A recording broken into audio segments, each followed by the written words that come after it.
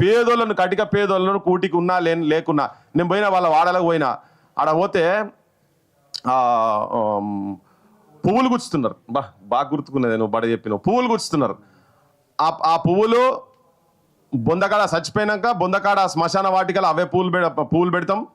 దేవుని గుడికి పోతే అదే పువ్వులు.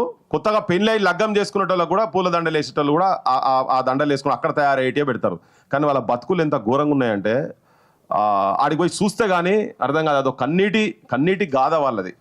నాకు అనిపించింది ఇది ఎక్కడికి కథరా నాయన, దేవునికే అందంగా దేవుణ్ణి అందంగా చూపించగలిగేటువంటి వాళ్ళ జీవితాల లోపల కంప్లీట్ చీకటి ఉన్నదని.